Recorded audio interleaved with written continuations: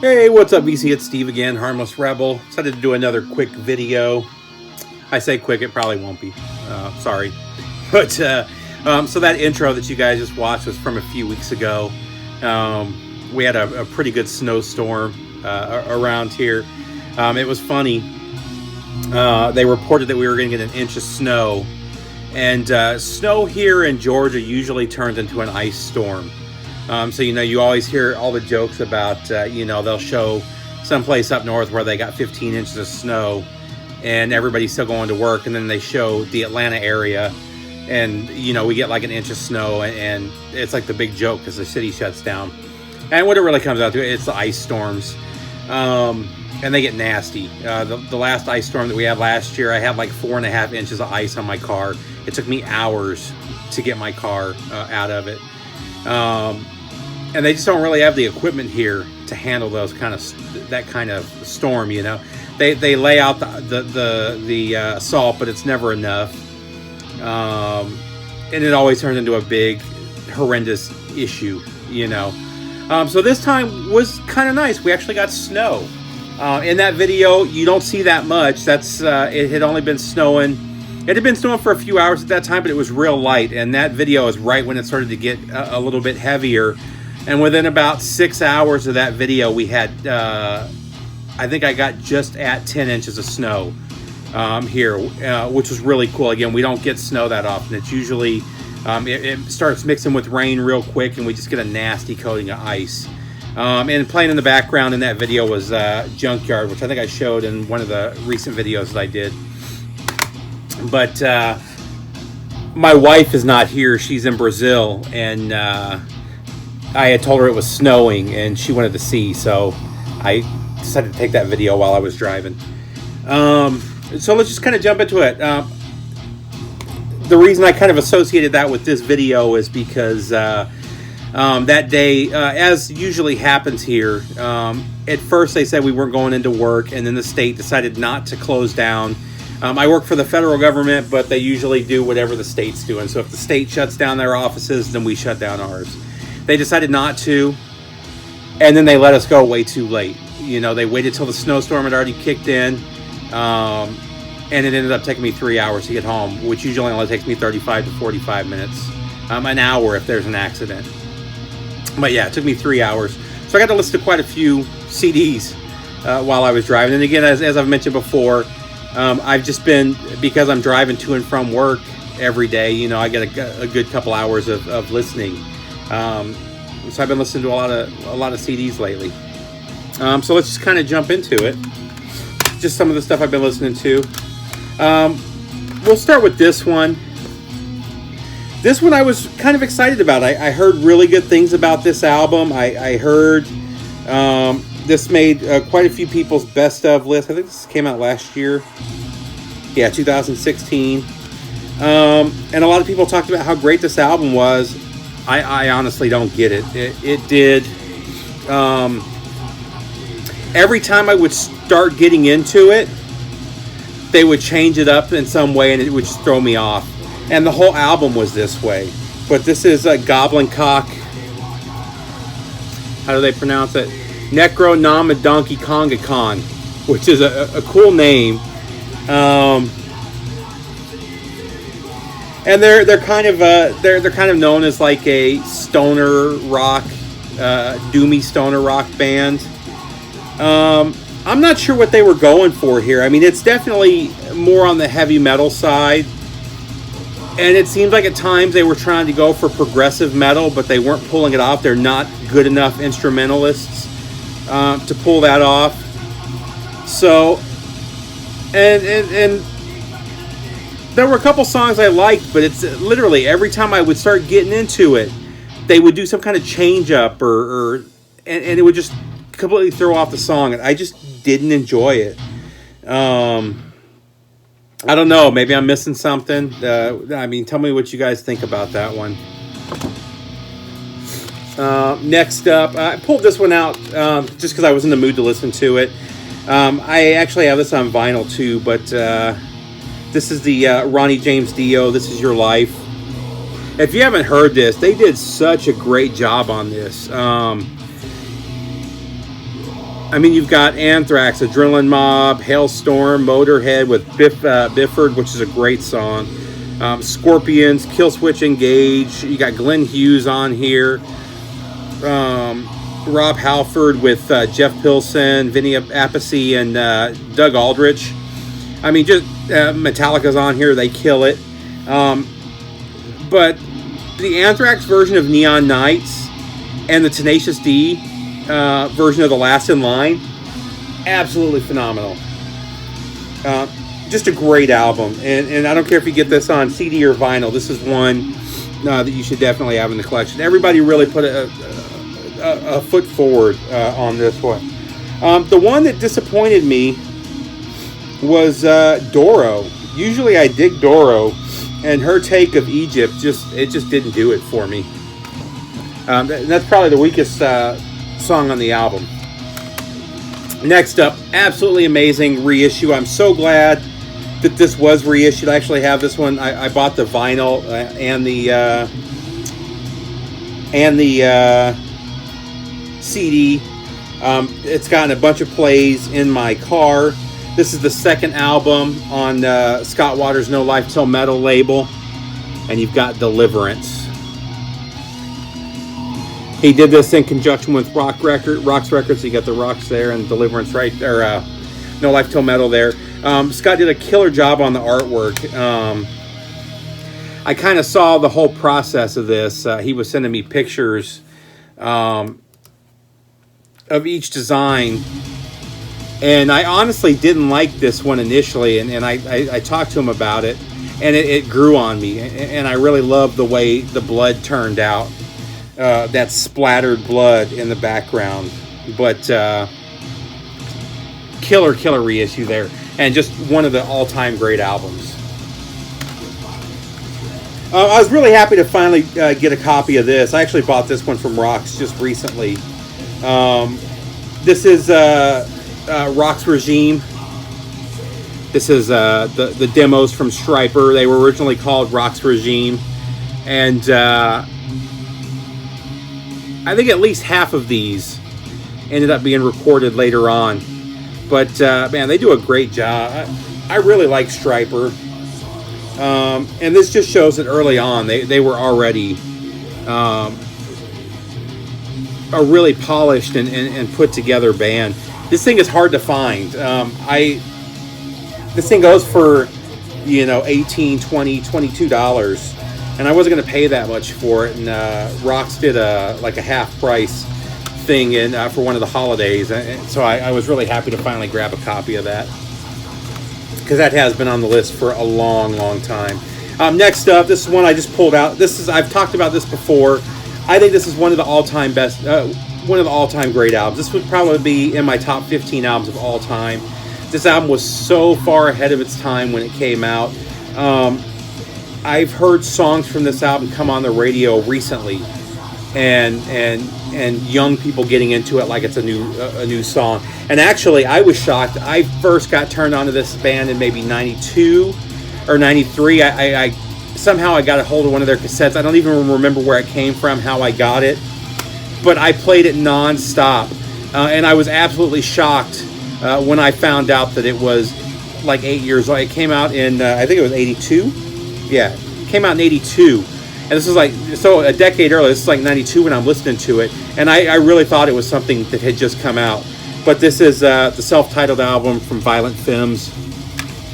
Not a bad song on here. Blister in the Sun is probably the most popular song, and then Added Up also. But there's not a bad... Every track on here could have charted. Just such a great album. And that's right up there for me with Doolittle from the Pixies. It's just such an important album, and I just don't see enough people talking about it. I'm not really a fan of much of their other stuff. They have a couple other songs here and there that I liked, but that album was the one that really did it. This is another one I hadn't listened to in a long time and pulled it out. This is when I got the band's first album when it first came out. I didn't really get the hype behind them. I thought it was okay. With this album, I think that they got a little bit better. It was really their third album where I really started to like them, but about half of this album I thought was really good. But this is the 10th anniversary edition of Iowa from Slipknot. And this also has Live in London from 2002. And just felt like giving it a spin. I haven't watched the DVD. It's actually got a DVD with all their music videos and a full-length documentary. Maybe I'll go ahead and check that movie out. I never really even paid attention to it being there. Next up, a little Twisted Sister. I was at Half Price Books maybe and ran across this. Definitely worth having in the collection. I think this is on vinyl. I'm not 100% sure. But this is Twisted Sister live at Hammersmith. They're at the Odeon. When was this? 84. And then there's also the last two tracks are live from 79, live in Detroit. All their hits on here. They do a couple of cover songs. Well, they always did a couple of cover songs, but they just do a great job on here. And Lemmy also makes an appearance, but definitely one to have in your collection. I mean, this is just them at their peak when they sounded their best, and just a great album. Let's see. Next up, this is actually one of my favorite albums from this band. I would love to have this on vinyl. I actually have another copy of this on CD, but it was $3.99 or $4.99, and mine is pretty well abused. I've had it for years and years. And then I got home and noticed that I don't know if these are legit. One of you Anthrax guys will have to tell me. But it's signed on the inside. It says, "To Andrew, Hessian Trooper Rules." And then it's signed by the whole band. This is obviously Bush era Anthrax. I absolutely love this album. So good. Definitely my favorite album of his era. Anthrax is one of those bands, I mean, has it only been 3 singers? It may have been 4 singers they've been through. I think it's 3. But they're one of the few bands that no matter who was singing, I've liked everything that they've released. Now, I will say their last 2 albums, I think, are some of the best albums they've ever released. But this is up there. Sounds of White Noise. Let's see, where do we go for him? Next up, one of the recent reissues. Scott did the artwork on this, and he did an amazing job cleaning it up. Again, he showed me the process. I saw the before and the after, and he did a great job just cleaning this one up. It's good. It's not great. It's definitely very underground. The whole thing, and it says that there's an 89 demo, and then the 88 album. The whole thing feels like demos. It's just got that rawness, and I haven't checked out the band enough to really know their history. But I found myself really liking some of it, and some of it I thought was just complete throwaway. But this is Dark War from Exalt. Next up, this one I thought was something else. I got it from a dollar bin, so I'm really not... Or 99 cents, you can still see the price tag in there. So I looked it up online, and it says it was thrash. So I went ahead and grabbed it, and this is not thrash by any stretch of the imagination. This is straight up metalcore, and not metalcore as in what metalcore originally was, where it was a mix of hardcore and metal. This is the straight up screamo, hijacked version of what what metalcore turned into, and not one that I recommend at all. Next up, this is a cool one. I don't remember where I grabbed this, but another one of the AC/DC radio broadcasts. This is let's see, live. It doesn't even say when. I mean, it's Bon Scott, so I know. I mean, we know the period. But this is called Problem Child, and it's just you got all your hits from Bon Scott. I wish it said when, though. That's kind of disappointing.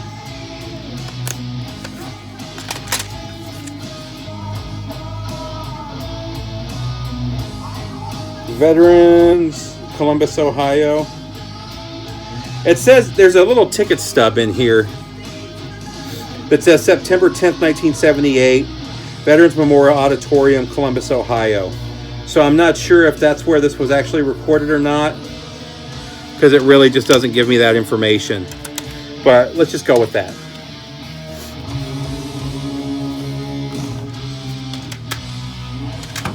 Still a killer set, though. Some great stuff. You can't go wrong with any of these soundboard recordings that have been coming out lately of the Bon Scott era AC/DC. Next up, just pulled this one out. I hadn't listened to it a long time. I've heard that their new album's amazing. I haven't grabbed it yet, but this is the first album from Max and Igor Cavalera, Cavalera Conspiracy. I love this album. When it came out, I played it nonstop. It's probably been a good 2 years since I had spun it, and still love it. Let's see where we at. We'll keep going. Screw it. Next up, Opeth. Probably one of my favorite albums from the band. I've slowly been grabbing their stuff as I find it. I'd like to get their stuff on CD. It's just, sorry, my allergies are really bad right now. But this is Watershed. I do have this one on vinyl. I ran across this one for like $3 at a place that usually has their stuff way overpriced. So I was really surprised. But that sat in my car for about 3 months. It just got played over and over again. Next up, Children of the Grave from Black Sabbath. I wish that they would have, this would have been the actual title of the album. I've always loved this album cover too. But just such a great album. And I don't, I always actually thought it was funny that they even called this Children of the Grave, because the only Children of the Grave that's on here is the live version. But still, I love this whole album. You got Snowblind, Cornucopia, St. Vitus Dance, Supernaut, Changes, Will of Confusion. Just such a great album. This one I was super happy to finally get a hold of. I wish these would be repressed on vinyl, or pressed on vinyl. I've had part one of this for years. Actually, I've got multiple copies, because I can never remember when I'm at the stores which one I have in the collection. And I kept buying the part one. Actually, I have a copy right here on the shelf here. But this is the Neon God Part 2. Still got the half-price book sticker on it.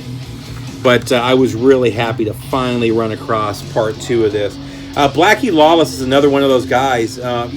People seem to have stopped listening to him after Crimson Idol, which never made sense. He hasn't put out a bad album. All the stuff that he put out in the 90s and 2000s has been absolutely phenomenal, including this one. But this is the Neon God Part 2, The Demise. Next up, Anthrax, Attack of the Killer A's. Again, Bush era Anthrax. I don't know. I had never even seen this album. It's obviously a play on Attack of the Killer Bees, which was all their B-sides.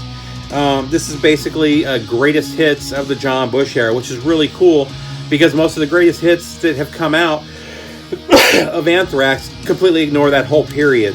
So I do like it for that reason. And it does have a couple. I mean, it's got I Am the Man, I Am the Law, Madhouse, Antisocial, Indians. So it's not all John Bush era, but the first half of it for the most part is. And I've always loved that, I really like the album cover on this as well. I haven't cleaned off the sticker yet, but just think that's really cool. Next up, Motorhead again. Been on the Motorhead kick for a while. This is Snakebite Love. I never hear anybody talk about this. I think Scott showed it once. This is such a great album. And this actually has Joy of Labor, which is my all-time favorite Motorhead song on it. Everybody talks about Motorhead being such a one-sided band. Check out this album. It's just so good. This one and... let's see if it's here. There was another album from this era that We Are Motorhead. They've only had like one album that I wasn't a big fan of, and I think I showed that not too long ago. But both of these albums, let's see, we got 2000, 98, 99, 2000. This era, they were putting out such good stuff. But We Are Motorhead is another just phenomenal album that I just don't see people talk about. But Snakebite Love is definitely a favorite of mine. And again, that song Joy of Labor, it doesn't get any better than that. It's such a great song. I don't think I've ever heard anybody talk about it before. Next up, another reissue that Scott did the artwork for. This is another one where he did a great job on it. The original artwork was pretty bland, and he did quite a bit to bring out this image. But this is Haven 3. So I'm kind of mixed on this one. On the one half, the music is absolutely phenomenal. The instrumentation is top notch. I loved it. The vocals destroy this album for me. And it's not that the vocalist is bad; he's a great vocalist. But they added some kind of effect. I don't know if it's a chorus effect or what it is, but it distracted me the entire album. It was hard to understand what he was saying, which kind of really threw me off too. I think this could have been a great album if it was not for the vocal effects that they used. It really did destroy this album for me. Next up, this was one that actually was given to me by Scott Waters. I can't get enough of these guys. This album is absolutely phenomenal. It's kind of a mix of old school thrash, elements of old school death metal, and doom. And the way they mix it is really cool. But this is Out From the Depth of the Grave from Adorned Graves. And I showed this in the VCLT video when he sent this to me, and I couldn't tell what it said. I got the Adorned, but I couldn't get the Graves part of it. Highly, highly, highly recommend checking this one out, though. And in addition to that, this is even better. As great as this is, and I've played this probably a dozen times. This is probably the most played album of the year for me. I've played this more, I think I can honestly say, than anything else. Actually, maybe Chris Stapleton, which was in my car exclusively in my Oldsmobile for a while. And that was more just because I didn't have any other CDs in the car. But even with another dozen CDs in the car, this was still getting played over and over again. Such a great album. And then when Rox Records did that sale, I noticed, I didn't even know this existed, that they had The Hand of Death, again from Adorned Graves. It's a 4-song EP, and it's even better than the album. And that's not to take away from this. This is phenomenal. Highly, highly recommend both of these. These are must-haves in your collection. I can't get enough of them. Let's see. We'll go. I got a few more to go through, so screw it. Next up, I'm going to show these two together. You've got two eras. The music is great. What really makes the difference on these two albums is in between the songs. So you've got Ted Nugent live at Hammersmith 1979. Absolutely slays. I mean, this is Ted Nugent at his absolute best. This is that era. Oh, let's see if I can get it. Absolutely phenomenal. This is a killer album. And he's always talked between his sets. And it was funny. I listened to this one, and it's just great. I mean, it's him at the Hammersmith Odeon, May 9th, 1979. Let's see. Oh, okay. So this is actually, originally, this show was recorded for the King Biscuit Flower Hour, and they took those recordings, remastered them, and then Sony released them under their Live from the Vault series. A must-have if you're a Ted Nugent fan. So then you get Sweden Rocks. Obviously a more modern one. This is just a few years ago. This was, let's see if it says when it was recorded. It was released in 2008. I'm pretty sure it's from that period. Okay, recorded live at the Sweden Rocks Festival, June 2006.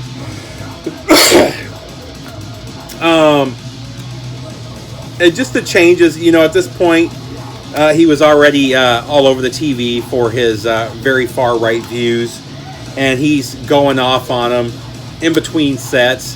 His language has gotten a lot worse. I was actually listening to this with my daughter in the car and had to turn it off because he kept throwing F-bombs around. Musically, still sounds phenomenal. Still sounds great. But every time you open it, he opens his mouth, you just want to fast forward it. I kind of wish they would have edited half of that stuff out. And I'm not a left-leaning guy. I'm a libertarian. But he just, some of the stuff he says, I don't know where the hell his head is. Next up, I can't believe I don't have this on vinyl. This is the only... What year was this? Can't remember if this is 80s or... Oh, so this was 91. I thought this was 89 for some reason. But this is Union from Yes. This was kind of a return to form, in my opinion. Their albums from the late 80s were good, but this just kind of brought back that 70s feel that most of us really love Yes for. I need to get this on vinyl. I can't believe I don't have this one. Again, you got the classic artwork again, which they had also gotten away from for a while there. Next one, just another one that I pulled out to give a spin. It's been years. This was a favorite of mine when it came out. I may have shown this before, I don't remember.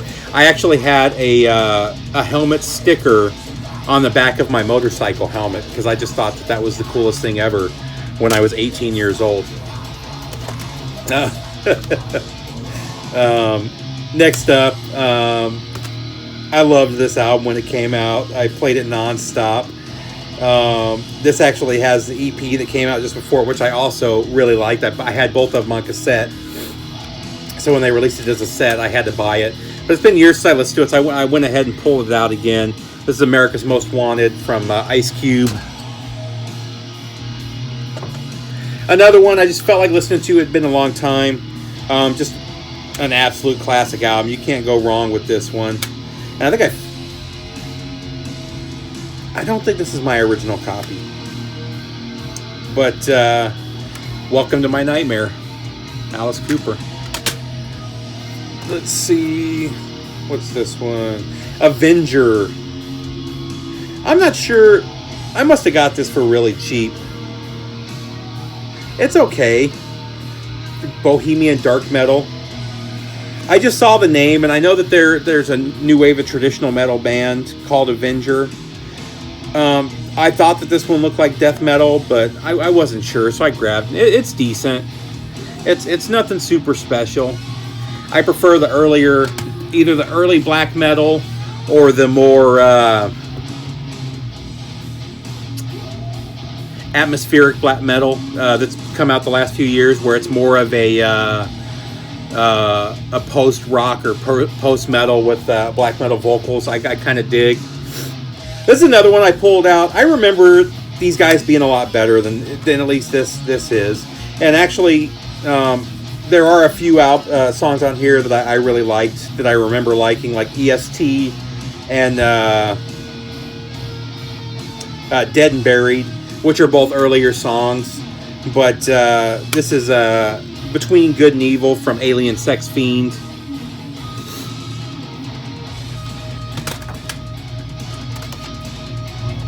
Don't even remember that one.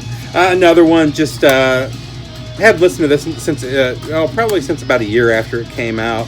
Played this quite a bit when it came out. It's just been a while. Just felt like giving it a spin too. So we got the song Remains Not the Same, which is probably one of the dumbest album titles. I never got that. I mean, I get the play there. I just didn't think it was a very good play on the name. Fly through these last couple because I don't really need to say much. Ran across these at Goodwill. They still got the Goodwill sticker on them. You've got the Dissident EP from Pearl Jam and the Oceans EP, or maxi singles, I guess they call them. So the Oceans has Oceans, which is an okay song, but it's got a Live, which is a great song. Why Go and Deep, and I love these things. So they've got a sticker on them right there. Not to be confused with the more expensive, identical import version, which I think is hilarious. And they both have this one. This one's a little bit better. Dissident was a great song. It's also got Release Live, Rearview Mirror, which is Even Flow, which I love, Dissident Live, and Why Go. Next up, just pulled this out. It's been a long time since I listened to it. One of my absolute grails that I want is the vinyl version of this, but Pulse. John and I were talking about Pink Floyd, and it just made me want to pull that out.